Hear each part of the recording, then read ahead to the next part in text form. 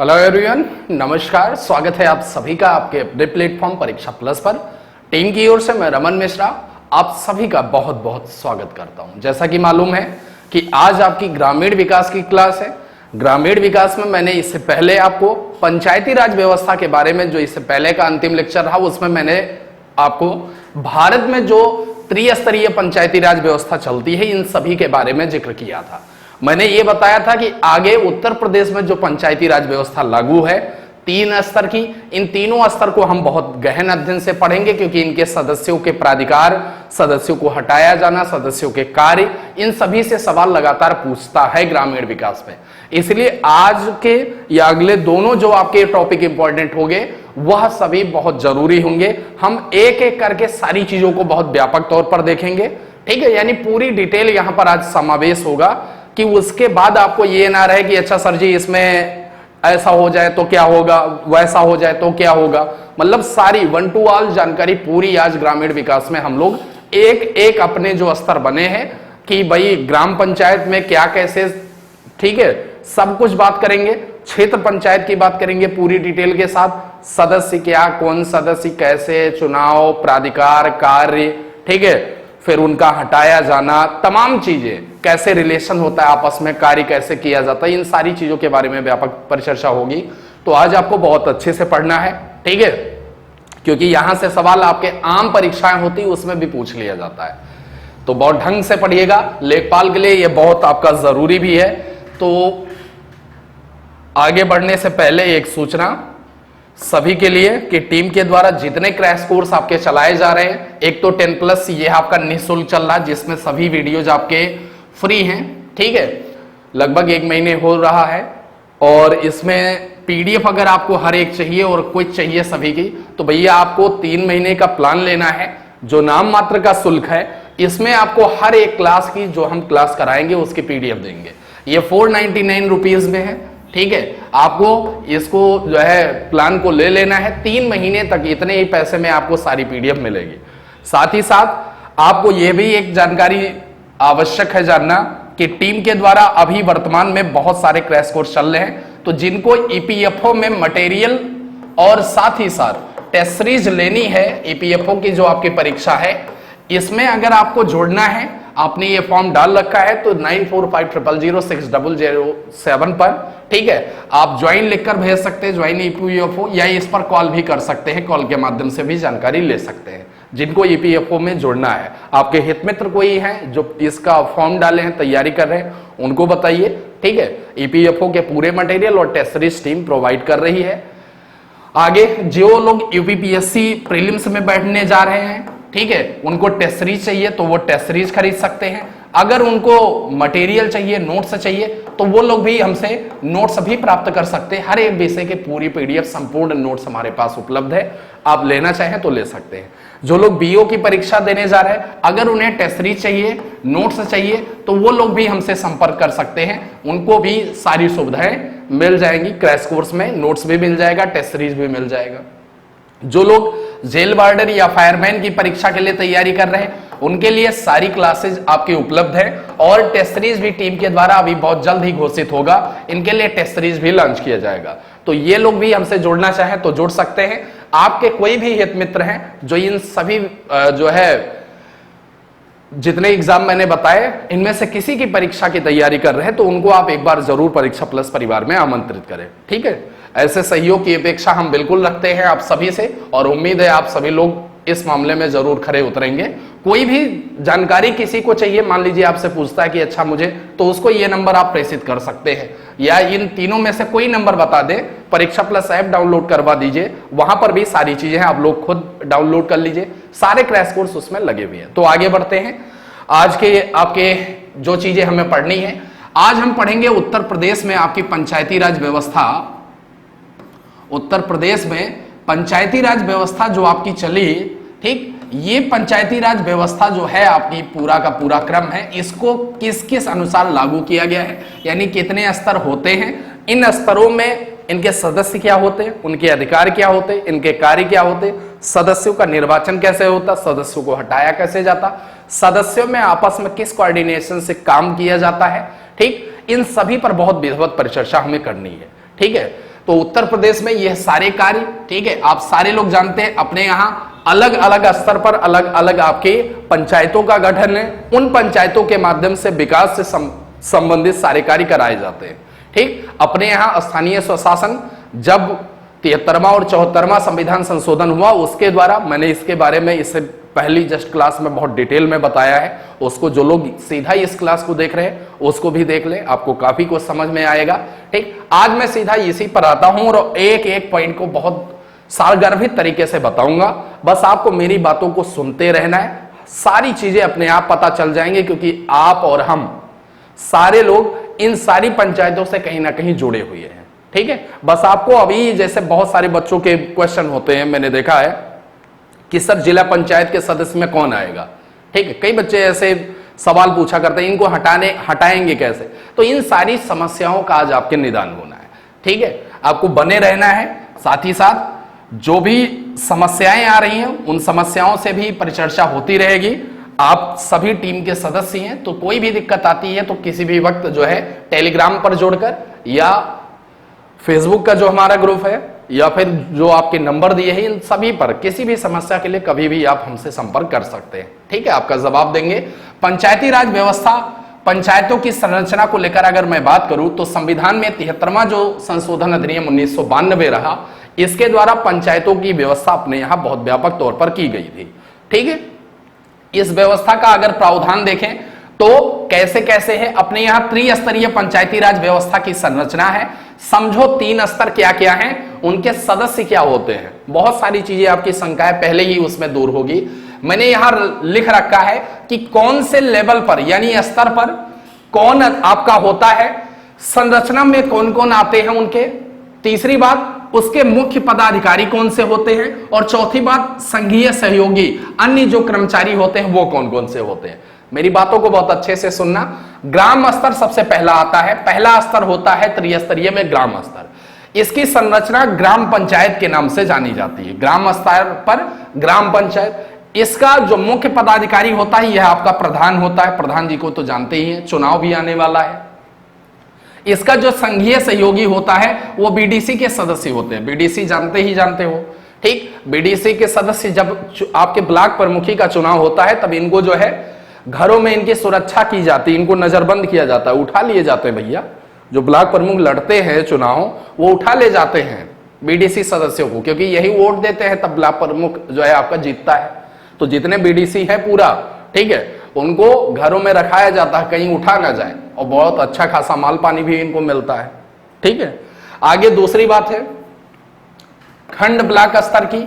खंड ब्लॉक स्तर दूसरा, या ब्लॉक स्तर अपने यहां दूसरा प्रकार होता है, दूसरा स्तर होता है पंचायती राज में।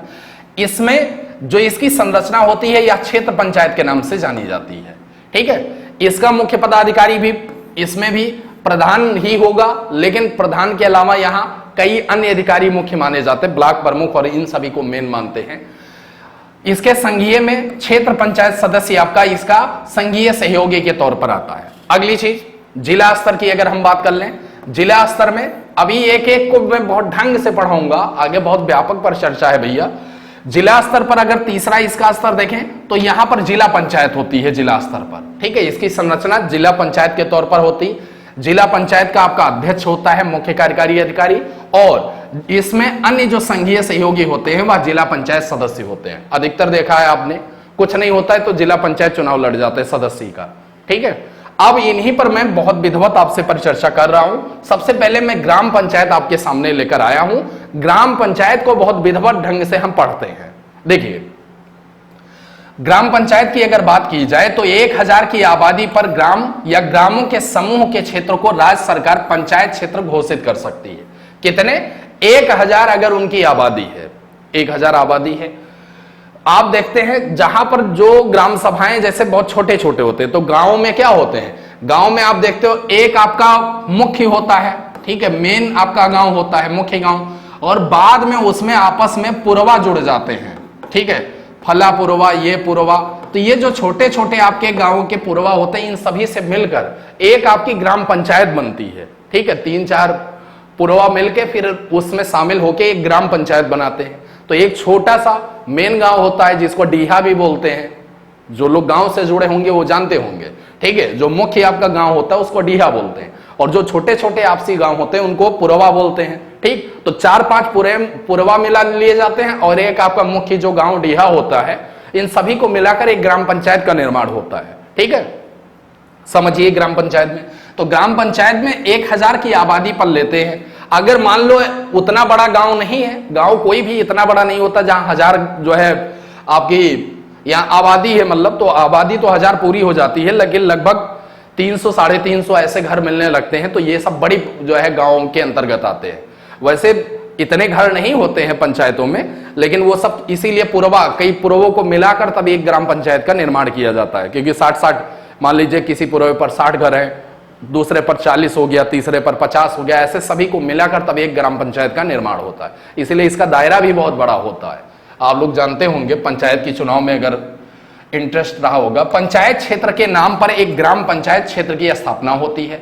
प्रधान तथा 2-3 सदस्यों के चुनाव होने पर ही पंचायत का संगठन घोषित किया जाता है। ठीक है, 2-3 सदस्य वैसे ज्यादा होते हैं आपके ग्राम, जैसे वार्ड मेंबर वहां पर जो है निगम में और नगर पंचायत चुनाव में होते हैं, ऐसे यहां पर भी रहते हैं। आगे बढ़ते हैं, ग्राम पंचायत के सदस्य कौन होते हैं? जैसे मैंने ग्राम प्रधान और 2-3 सदस्य में, देखो भैया, अगर ग्राम पंचायत का एक प्रधान होगा, कब 1000 तक की आबादी अगर है ग्राम पंचायत में, तो उसमें 9 सदस्य होते हैं। ध्यान रखना, 1000 तक की अगर आबादी है तो एक प्रधान होगा और 9 सदस्य होते हैं। सदस्यों का भी आप चुनाव करते हैं जब ग्राम पंचायत में प्रधानी के वोट में आप जो है चुनाव में वोट देने जाते हैं, तो सदस्य का भी उसी में नाम, वो बैलेट पेपर होता है जिस पर मोहर लगाते हैं। ठीक है, याद होगा आपको, अगर आपने वोट दिया होगा प्रधानी वाले में। अगर 1000 तक की आबादी है तो 9 सदस्य रहेंगे, 2000 तक की आबादी है तो 11 सदस्य होंगे, 3000 की आबादी है तो 13 सदस्य होते हैं, और 3000 से अधिक आबादी पर 15 सदस्य होते हैं। तो सदस्यों को याद रखना। ठीक है, इन सदस्यों का रोल भी होता है, ऐसा नहीं है हालांकि बन गए तो अब भैया प्रधान के सारे क्या होते हैं, प्रधान का सब पर जो है विश्वास होता है, इसीलिए उन्हीं को लड़ाता है प्रधान, जो अपने बहुत खास है। नहीं तो ये अगर बगावत कर दे तो ग्राम प्रधान जा सकता है, ऐसा नहीं प्रधान ही सब कुछ है। अगर सदस्य बगावत कर दें तो ग्राम प्रधान अपने पद से हटाया जा सकता है, आगे भी मैं बताऊंगा। अब ग्राम पंचायतों का निर्वाचन सदस्य और ग्राम प्रधान एक ही होगा, लेकिन सदस्यों की संख्या आबादी पर बदलती है। अगली चीज समझिए, ग्राम पंचायतों का निर्वाचन कैसे होता है? सभी स्तर के पंचायतों के सदस्यों का निर्वाचन वयस्क मतदाताओं द्वारा प्रत्येक 5वें वर्ष किया जाता है। 5 वर्ष हर एक जो आपकी पंचायतें हैं उन सभी का कार्यकाल होता है, और 5वां जब कार्यकाल पूरा होता है तो वयस्क मताधिकार के अनुरूप इनका जो है निर्वाचन किया जाता है। चुनाव राज्य निर्वाचन आयोग द्वारा कराए जाते हैं। ग्राम पंचायत के प्रत्येक पद हेतु चुनाव लड़ने की न्यूनतम आयु 21 वर्ष है। ऐसा व्यक्ति सरकार के अधीन किसी लाभ के पद पर नहीं होना चाहिए, ऐसा यहां पर भी जरूरी है। वह किसी भी प्रकार की सेवा से दुराचार के कारण प्रच्युत न किया गया हो तथा वह पंचायत संबंधी किसी अपराध के लिए दोषी भी ना हो, ऐसा व्यक्ति चुनाव के लिए क्या होगा, उस पद के लिए आपका योग्य माना जाएगा। अगली चीज, ग्राम पंचायतों के कार्य एवं सहयोगी कर्मीगण क्या क्या होते हैं, समझो इसको। इसके कार्य क्या क्या हैं ग्राम पंचायत के? सबसे पहले तो ग्रामीण पेयजल योजनाएं, ठीक है, आप जानते हो बहुत सारी होती हैं। सरकारी वाला नल जानते हो ना, जो स्टील का बड़ा सा होता था, ठीक, जिसमें 5 घंटे पानी चलाओ तो 1 बाल्टी भर पाते हो, याद है नहीं? पीला पीला बढ़िया पानी आता था, तुम लोग पिए ही नहीं हो, क्या जानो। ठीक है, मतलब अगर आप प्यासे हो तो बेहोश हो जाओगे अगर उस नल को चलाने लगे। सबसे पहली बात तो पानी ही नहीं आता है, और पानी आएगा तो इतना तेज आएगा कि आप सिर्फ पंप की हैंडल मारते रह जाओगे। दूसरी चीज, गरीबी उन्मूलन कार्यक्रम भी चलाती हैं पंचायतें, लेकिन अब वो सब आप जानते हैं। मिड डे मील योजना भी यहीं से, अब तो मिड डे मील केंद्र सरकार की सीधी योजनाएं हैं वहां से, लेकिन अभी भी ग्राम पंचायत प्रधान का बड़ा रोल होता है इसमें। ठीक है, प्रधान और वो कोटेदार और प्रधानाध्यापक विद्यालय के मिल करके बच्चों को हर दिन 150 बच्चों को भोजन करवाते हैं, और बच्चे स्कूल में कितने आते हैं? 25, और खाना कितने के लिए बनता है? 150। बाकी ये सब लोग बैठ के खाते हैं, 3 लोग मिल के 150 का खाना, आप लोग अच्छे से जानते हैं। ग्रामीण हाट या पैठ का संचालन, गांव में जो बाजार लगती है उन सभी का। ग्रामीण स्वच्छता कार्यक्रम, अब आप अपने यहां सोचिए कितनी स्वच्छता, नालियां बनी, सड़कें सही से बनी, गांव में भी आपके क्या है, अब हर जगह सफाई कर्मी है। कोई दिखता है कभी जिंदगी में? कभी नहीं। प्रधान जी के कोई खास बने हैं और वो महीने में पैसा पहुंचा रहे हैं, तो वो काहे आपके जाएंगे। अगला है पशुपालन को लेकर, ठीक है, कार्य होते हैं। ग्राम स्तर पर युवा कल्याण संबंधी कार्यक्रम होते हैं, ठीक। तो प्रधान जी कबड्डी का आयोजन करवाते हैं। अब तो प्रधान जी ही खाली नहीं है तो कबड्डी कौन आयोजन करवाएगा। अगली चीज, छात्रवृत्तियों का विवरण होना चाहिए, जन वितरण प्रणाली होनी चाहिए, परिसंपत्तियों का रखरखाव होना चाहिए, गांव सभा से संबंधित मान लीजिए विशेष परिसंपत्तियां हैं। अगली चीज, तो अब आप जानते हो परिसंपत्तियों का रखरखाव ग्राम प्रधान इतना ही अच्छे से करते हैं कि अगर कोई सरकारी इंस्टीट्यूशन बना हुआ है गांव में तो उसमें प्रधान जी की भैंसें होती हैं, ठीक है, या प्रधान जी का कार्यालय होता है। आगे आप समझदार हैं। ग्रामीण पुस्तकालय होना चाहिए, ये तो कहीं नहीं दिखाई देते हैं, अपने इधर तो कहीं नहीं। ग्रामीण आवास होते हैं, भूमि सुधार निगम की परियोजनाएं होती हैं, प्राथमिक स्वास्थ्य केंद्रों का सत्यापन होता है, कृषि बीज भंडारों का रखरखाव होता है। ये सारे कार्य हैं अपने पंचायतों में, लेकिन कार्य लिखे गए हैं। ऐसा जरूरी तो नहीं कि जो लिखा गया है वो सब कुछ किया जाए। अगला है, इनमें कर्मचारी को कौन कौन से होते हैं, कौन कौन से लगते हैं, ठीक। एक तो ग्राम विकास अधिकारी होता है, वीडीओ जिसको आप जानते हो, विलेज डेवलपमेंट ऑफिसर, बीडीओ नहीं, ये ब्लॉक स्तर पर हो जाएगा, ठीक है। वीडीओ होता है, विलेज डेवलपमेंट अधिकारी जो है ऑफिसर। ग्राम पंचायत अधिकारी होता है जिसको आप सेक्रेटरी कहते हो। अगली चीज, ग्राम विकास अधिकारी, ये तो वही हो गया। पंचायत सचिव होता है, ठीक, पंचायत का आपका एक सचिव भी होता है। अब ग्राम पंचायत की भूमिका को समझ लो भैया, किन किन आधार पर कैसे कैसे इसकी भूमिका है। मैंने कार्य इतने बताए, तो कार्यों में इसका योगदान क्या होगा, कैसी इसकी भूमिका होती है, इसको समझो। वर्ष में कम से कम 2 बार ग्राम सभा की खुली बैठक, पूछता है, बहुत बार पूछा है कि वर्ष में कम से कम, कल भी शायद मैंने क्वेश्चन भी इस पर परसों रखा था, कम से कम 2 बार ग्राम सभा की खुली बैठक का आयोजन होना चाहिए एक साल में, ठीक। दूसरी बात, सामुदायिक आवश्यकताओं पर आधारित नियोजन और सेवाओं का प्रबंधन गांव स्तरीय कार्यकर्ताओं के साथ मिलकर करना चाहिए, ठीक। तीसरी बात, पंचायत घर के बाहर गांव संबंधी महत्वपूर्ण आंकड़ों को प्रदर्शित करना। जो पंचायत घर होता है उसके बाहर पूरे आंकड़े लिख दिए जाए, ठीक, कि इतने लोगों को आवास दिया गया, इतने लोगों को सरकारी योजना में लाभ दिया गया, ये दिया गया, वो दिया गया। लेकिन ऐसा तो थोड़ी होता है, जब भाई प्रधान के खास खास लोग हैं उन्हीं को सब योजनाओं में शामिल किया गया तो लिख के बवाल थोड़ी करवाएगा, आप तो जानते ही हो।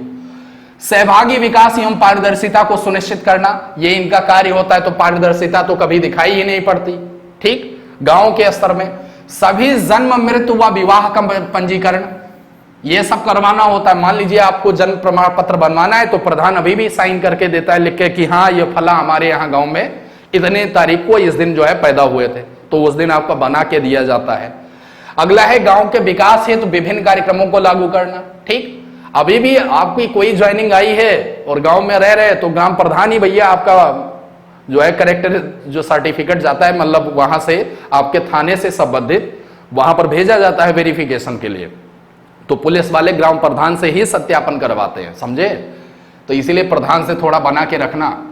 लोगों में विशेष रूप से महिलाओं में उनके सामाजिक, कानूनी तथा संवैधानिक अधिकारों के प्रति जागरूकता जो है पैदा करवाना, यह भी इन्हीं का कार्य है।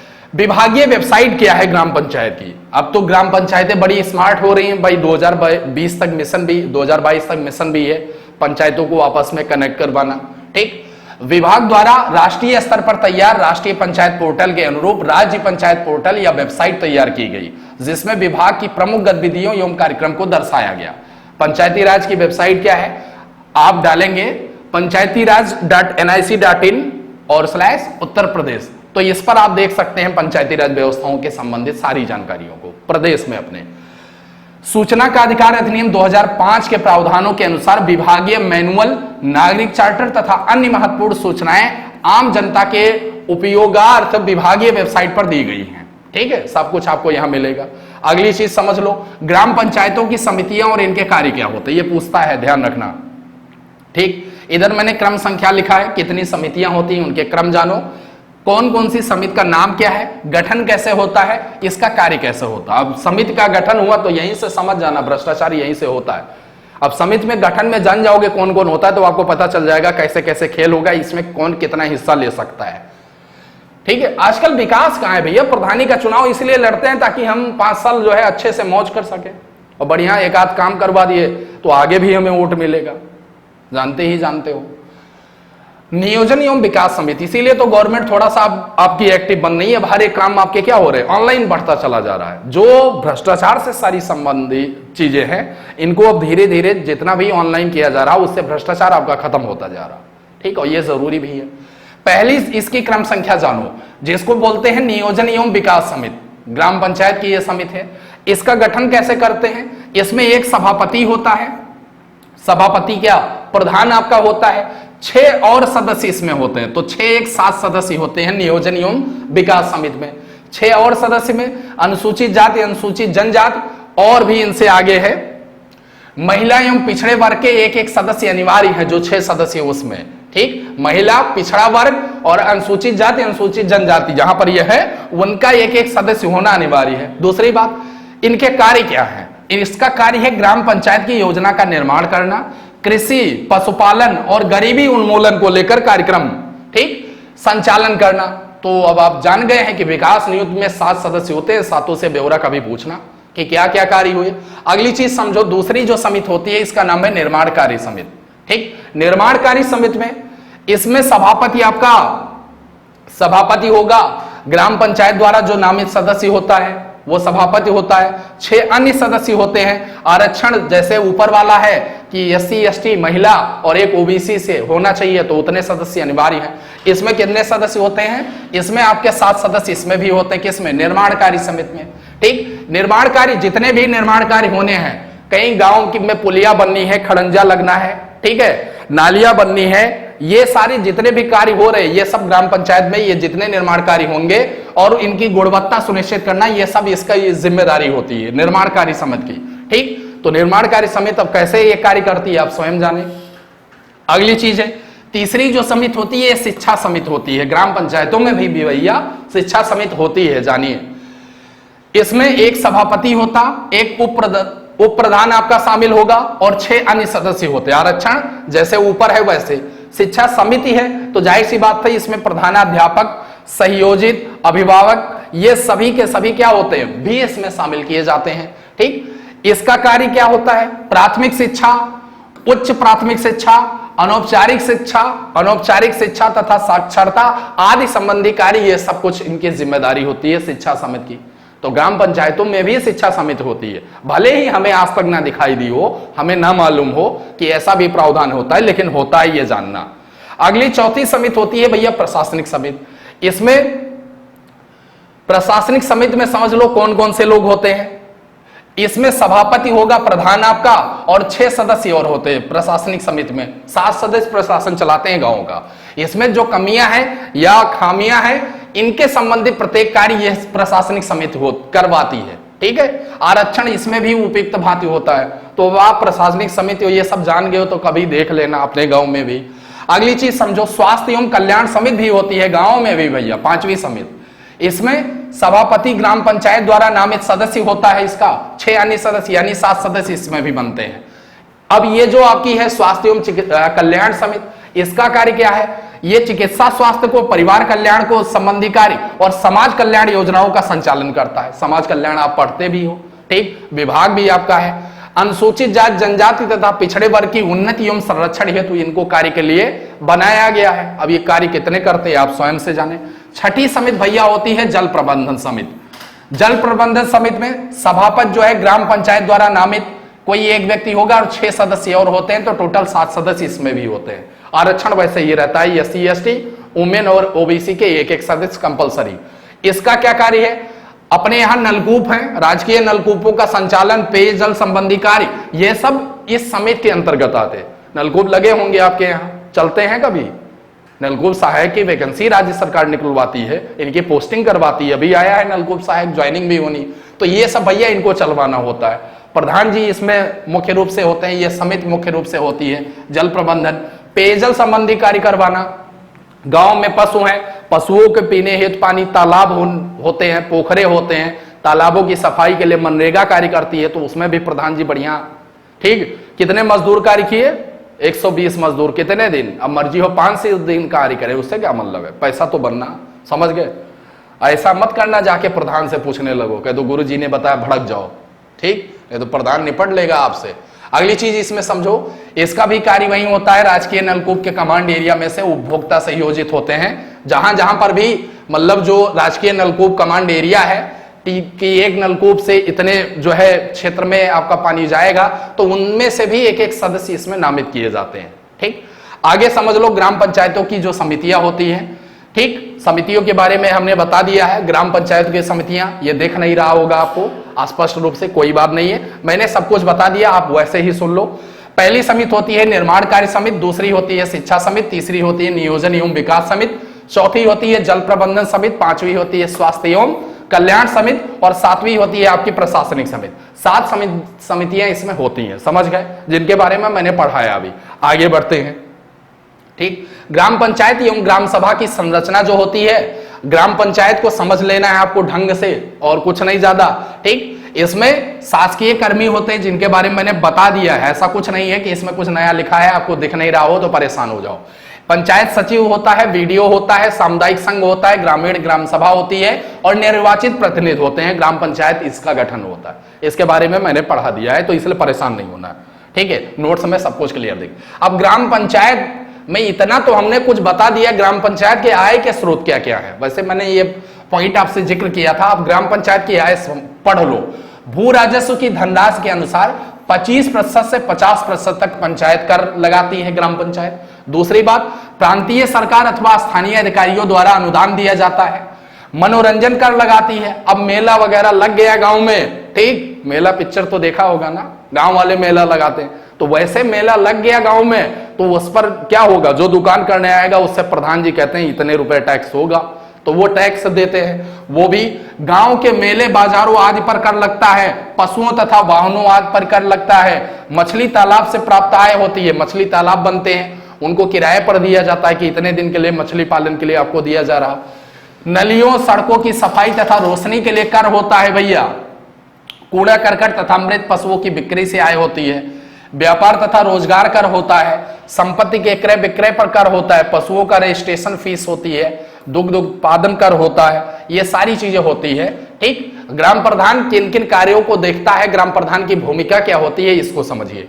ठीक, ग्राम प्रधान की जो भूमिका होती है, यहां बीच में ग्राम प्रधान लिखा हुआ है, ये ग्राम पंचायत के सभी 6 समितियों के मध्य समन्वय करता है। स्कूल एवं शिक्षा संबंधी कार्य यह देखता है।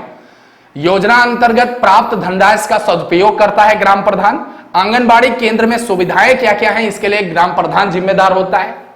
निर्माण कार्य क्या क्या हो रहे हैं, ग्राम प्रधान देखता है आपका। अगली चीज, प्राथमिक स्वास्थ्य केंद्र पर सेवाओं व दवाओं की उपलब्धता, यह ग्राम प्रधान की जिम्मेदारी होती है। समाज एवं परिवार कल्याण संबंधी योजना बनाना ग्राम प्रधान की जिम्मेदारी होती है।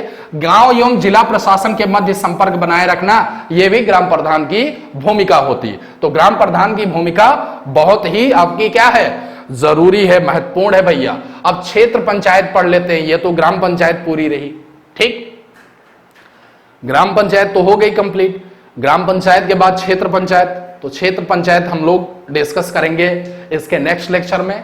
ठीक, कल बात करेंगे। उसके बाद फिर जो है आपकी जिला पंचायत और क्षेत्र पंचायत, इन दोनों को कल डिस्कस करेंगे विधिवत। आज के लिए इतना ही, धन्यवाद।